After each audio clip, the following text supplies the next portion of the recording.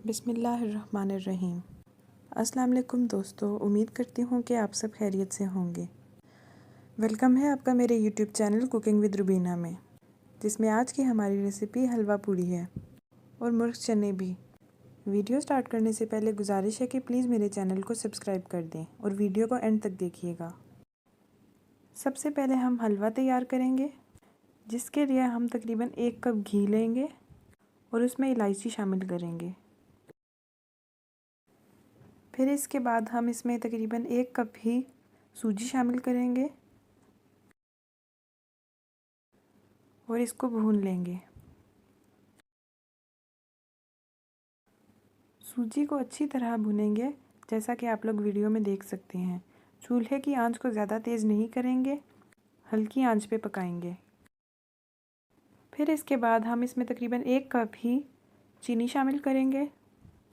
यहाँ पर हमने 1 कप सूजी, 1 कप चीनी और 1 कप ही घी लिया है और इन सब चीज़ों को अच्छी तरह से मिक्स कर देंगे। अब हम इसमें पानी शामिल करेंगे। मैंने यहाँ पर 2 कप पानी इस्तेमाल किया है। पानी में मैंने येलो फूड कलर शामिल किया था, तो इससे हमारा हलवा येलो कलर का बनेगा। आप कोई और कलर भी इस्तेमाल कर सकते हैं। यहाँ पर हमारा हलवा तैयार है। अब हम चने बनाएंगे। अब हम किसी पैन में या किसी बर्तन में ऑयल डालेंगे। क्वांटिटी आप लोग ऑयल की वीडियो में देख सकते हैं।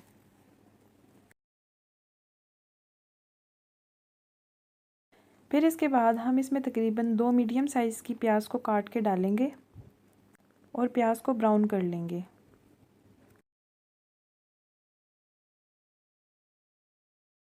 यहाँ पर हमारी प्याज ब्राउन हो चुकी है।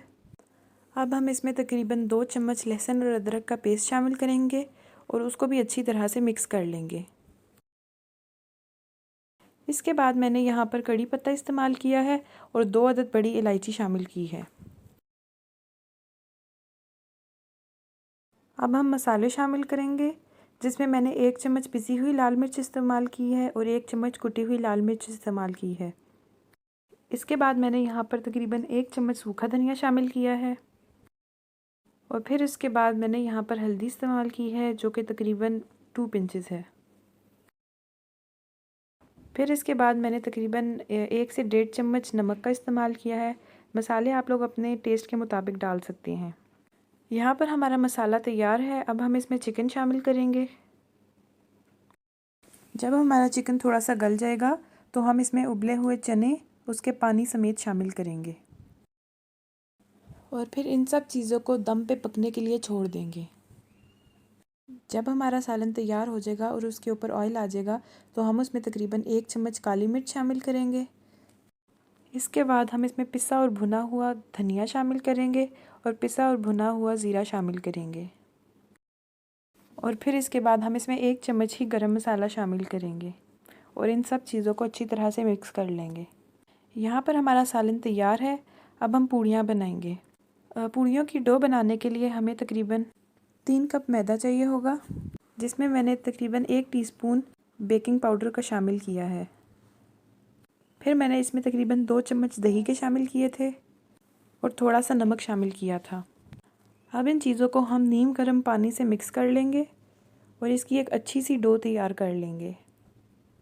आप लोग चम्मच भी इस्तेमाल कर सकते हैं और हाथ से भी इसकी डो बना सकते हैं।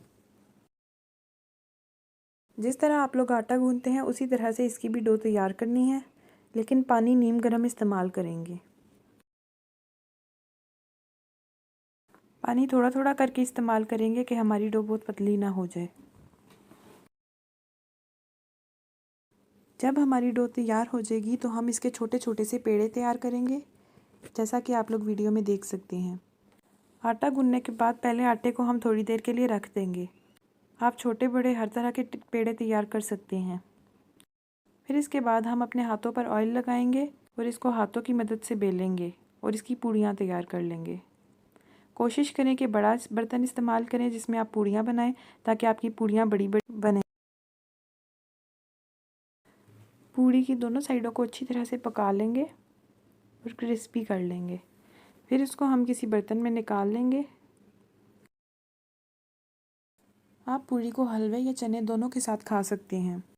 यहाँ पर हमारी मज़ेदार सी हलवा पूड़ी और मुर्ग चने तैयार हैं। मैं उम्मीद करती हूँ कि मेरी रेसिपी आपको पसंद आई होगी। आखिर में गुजारिश है कि प्लीज़ मेरे चैनल को सब्सक्राइब कर दें।